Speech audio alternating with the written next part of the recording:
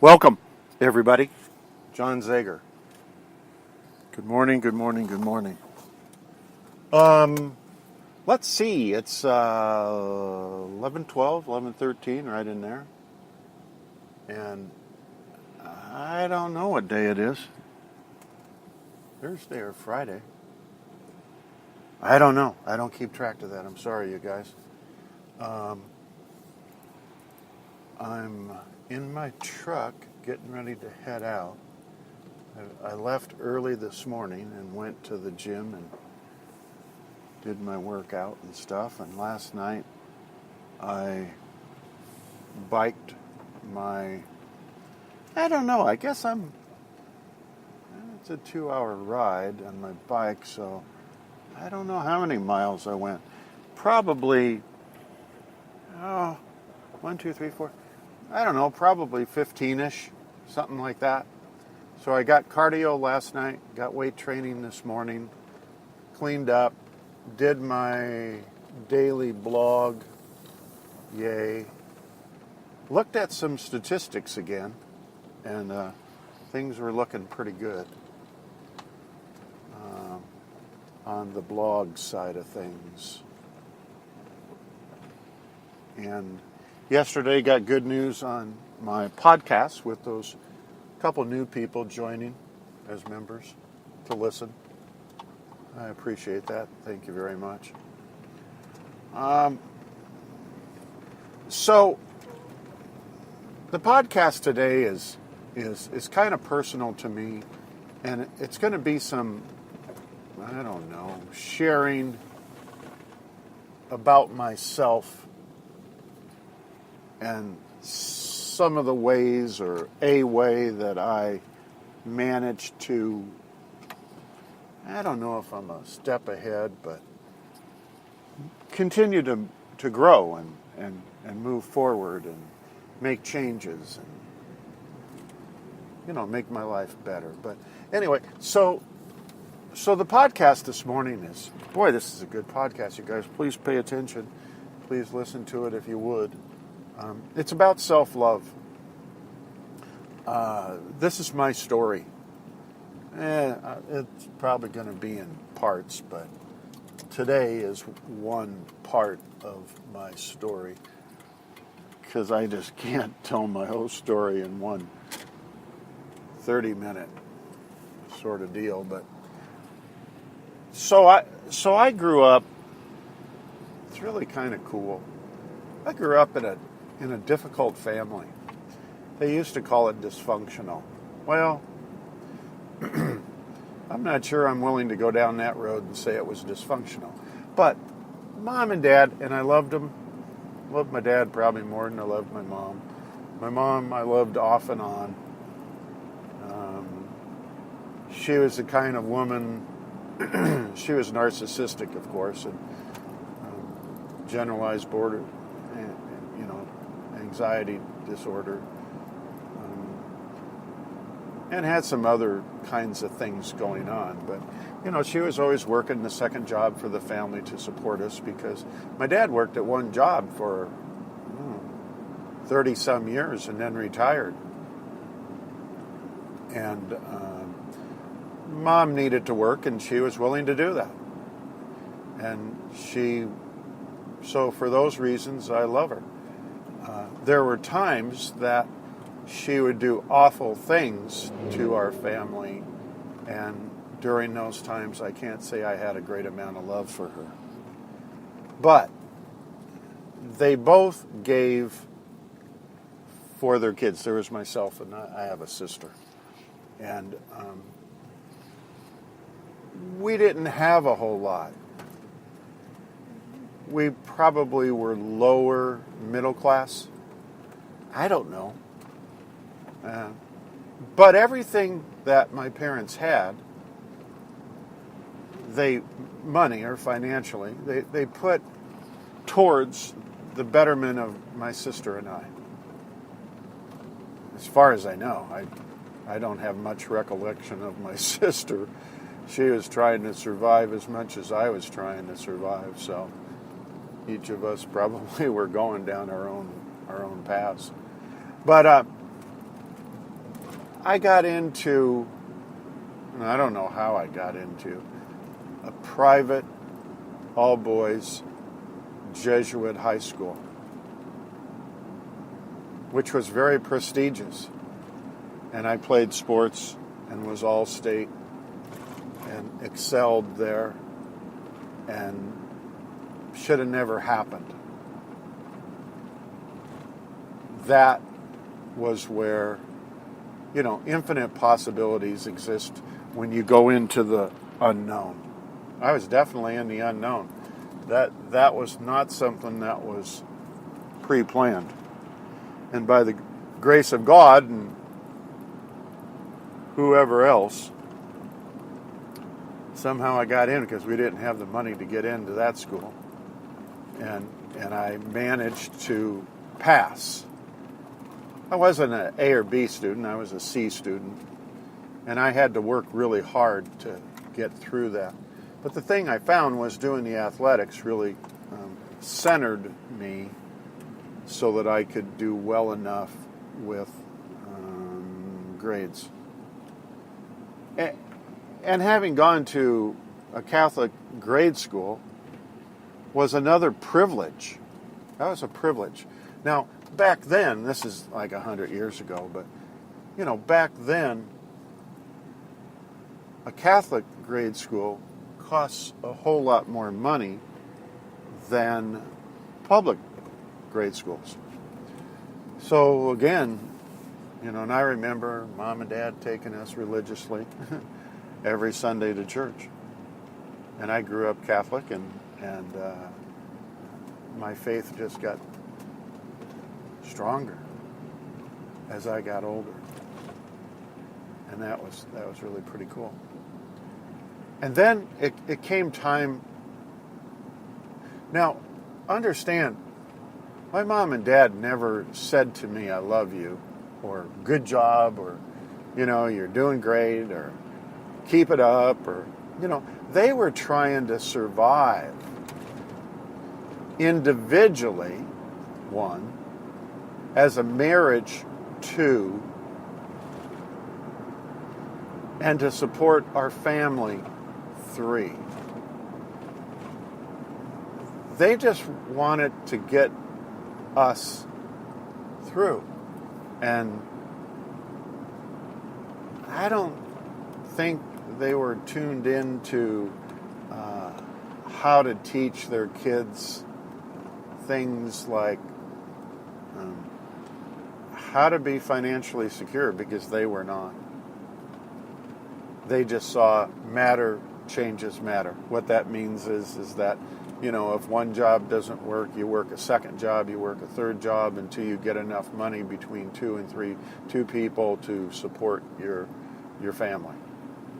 And that's the wrong approach. That isn't what wealthy families teach their kids. It isn't what dads that have abundance and financial security teach their kids.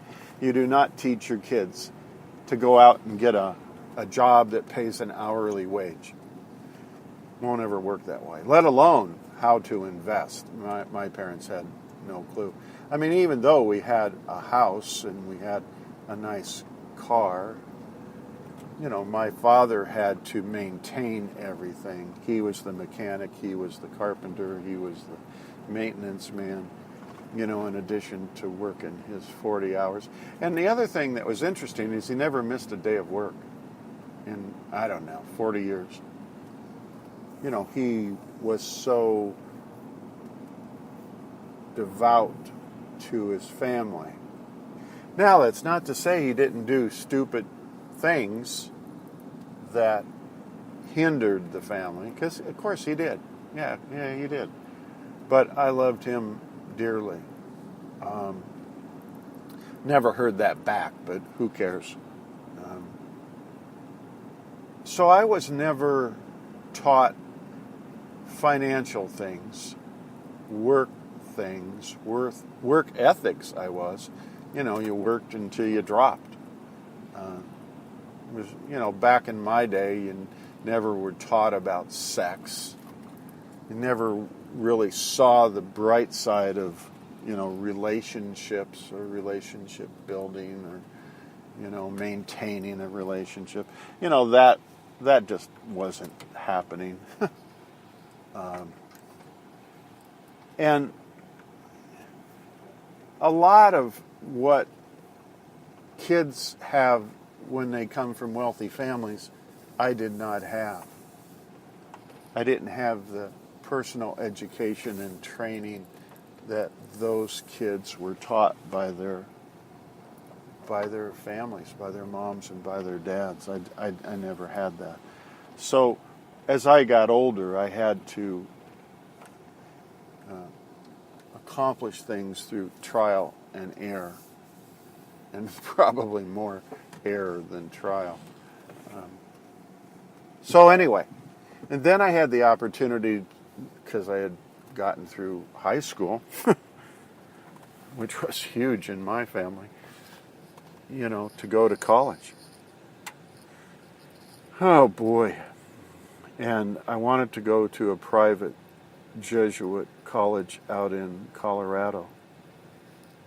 And they actually took the time off and drove me to see the school and,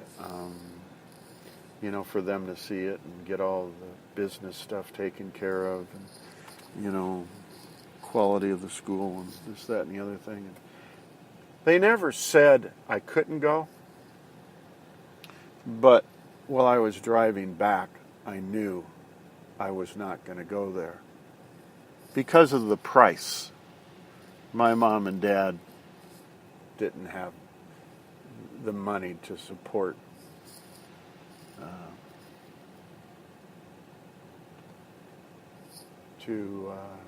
me going to that school as much as I might have wanted to go there.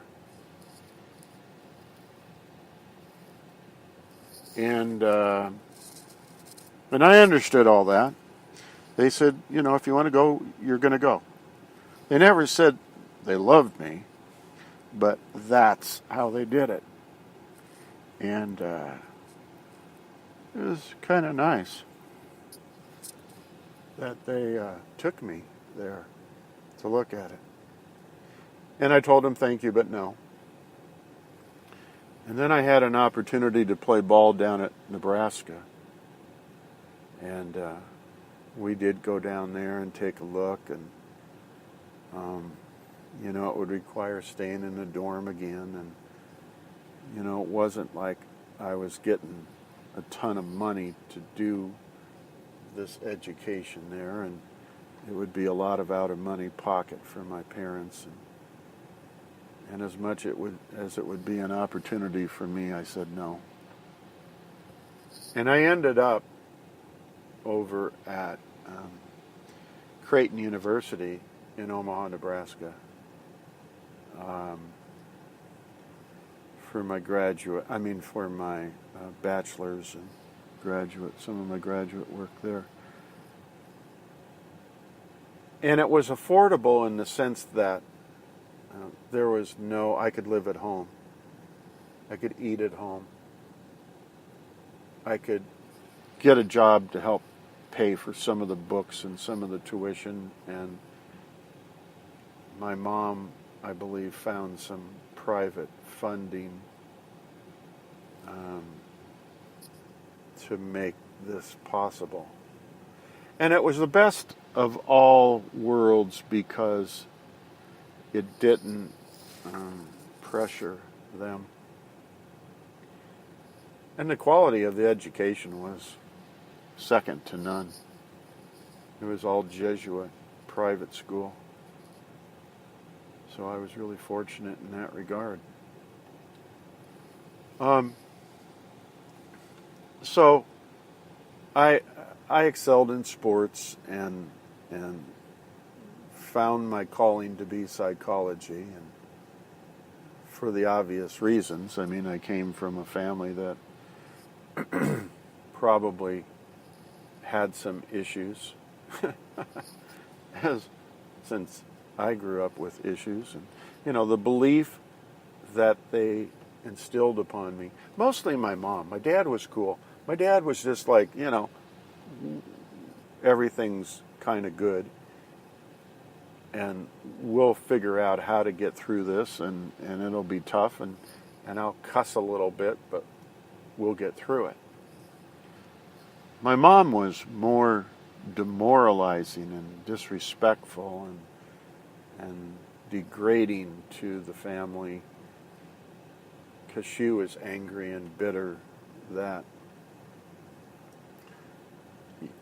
she wasn't getting a lot. She was making a conscious decision to help her kids out, her family. But by the same token, it was not pretty. And so when I was little peep, my personality when it was formed on compassion, but I had no self-respect. I had no self-confidence. I had no self-love, which is what this podcast is about. I had no feeling of I'm a good guy. I have aptitude. I have abilities. I didn't think I had anything. The sports through the Jesuits instilled that in me somewhat. My mother did not. My family in modeling behavior, and again, what they say and how they act is what you end up with in your belief system, was atrocious. I couldn't speak to anyone. It was difficult for me to talk to two people, let alone three. I seemed to struggle horrendously in just trying to maintain some sort of, view of myself that would be positive. Had anxiety, generalized anxiety disorder forever, and depression off and on forever, and angry and bitter at the world, of course, because you were taught not to trust people or the world. And you can just kind of let your mind go with that. You have difficulty achieving anything if you're scared of everything. I'm drinking, and I'll be honest with you guys today, I'm drinking regular iced tea in a tall glass with a ton of ice, and it's delicious. So, I'll get into in another podcast. I'm sure y'all don't want to hear my sob story of how I grew up, but as a result, I ended up with high blood pressure. And here's the other thing. I was living off of the parasympathetic, right? And I've had high blood pressure since I can remember the first time going to Dr. Lemke when I was 5. He says, "Whoa, what do you got high blood pressure for? You're just 5 or 6 years old." Well, come and live at my home and live in a state of fight or flight from age 5 and shoot off all that cortisol and adrenaline from when you're a little peep and be scared of the world and scared of people. And you'll probably be able to have as high a blood pressure as you want. Oh boy. Sometimes it feels like it gets that much out of control. And of course doctors can't control it, and doctors can't control it with medication. I mean, they're idiots, you guys. They don't understand this stuff is a belief system. It's not genetic. Nobody gave it to me. Nobody in my family said, I have it. You're going to get it.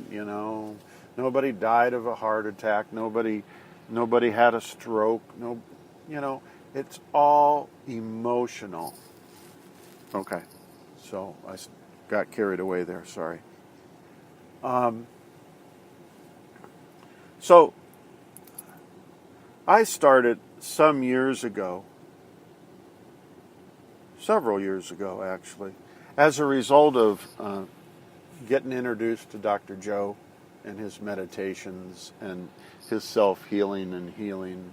Everybody goes there because they have something they want to heal.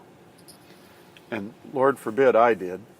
And I started meditating, and twice a day, 3 times, all day long, it just,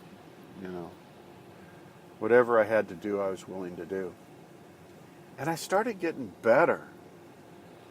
It's not like I didn't have confidence in myself, because I was a professional my entire life, and so, I had to acquire skills in order to be a professional out in the real world, all around the world, interacting with people from all around the world, and in small groups, big groups, or whatever. But once I got to the meditating part, I found a different John Zager, me. I didn't know existed. And I started listening. I've been doing podcasts forever and ever and ever. You guys are just probably turned on to the last, year or two, but for some reason I would listen to myself, through podcasts or various ways that I was, giving speeches or talks around wherever. And I would listen back. I love listening back to these things because I go, who is that person? Who is that? Is that me? I like that guy. And then from saying things like, I like that guy. I like his quality. I like his character. I like his traits. I like to listen to him. He has compassion for people. It turned into a self-love for myself. Right. Now think about this for a minute, you guys. Think about how important that is to have self-love. The whole world changes. You can have a bunch of people come up to you and say, blah, blah, blah, blah, negative stuff. It doesn't matter. Because you love yourself. You know who's inside. I know who's inside of me. I also know that the people who listen to these particular podcasts of mine have heard the parts of my personality that maybe are not out there all the time. And that's what draws you back to listen. Not necessarily that my content is like the best. It's good, it's okay, but it's not like the best. You listen partly because of your personality, and you identify with your personality matching up to some aspects or traits of my personality. I wrote a great blog this morning on self-love. It was really good. Go read it. Again, for the 100th time, it's jzager.blogspot.com. And it'll take you to the latest blog, which is this morning. And you can actually read all the ones before that forever. But it was really good. Because when you're writing, you have more time to process the exact words that you're saying. And the content may be more than a podcast. Boy, is that good. So anyway, I found out there's somebody else inside. I didn't know that person existed. I had no idea the real John Zager was still in there. Think about this. I'm going to exaggerate this for a minute. How much time do I have? I have a little bit of time, a couple minutes. So I'm going to exaggerate this to make a point. I grew up and I've always known the John Zager that I see in the mirror and watch, playing sports and struggle at making money. And, I see this John Zager that's out here in the world. And I always knew that there was some reason I went into psychology. I mean, I knew that when I was 5 years old I was going to be in psychology. I didn't know why. Well, I kind of did. I came from a quote-unquote dysfunctional family. But here's the deal.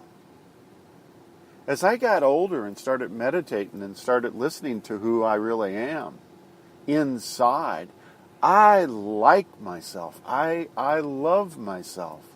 I like that person in there a lot. I mean a lot. I want to care for that person in there. I want to protect that person in there. I want that person in there to have a good life. Here's the other part that goes with it. I've forgiven myself for all the crap mistakes I've made. Phew. Trust me, boy, have I made a bunch of crap mistakes. I have a closer relationship with God, with my Creator, with the universe, with the Source. I have a closer relationship.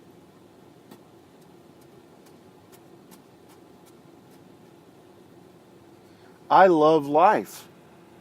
Not as this person sitting here looking out, because this is one John Zager who struggles, but from the John Zager who's inside.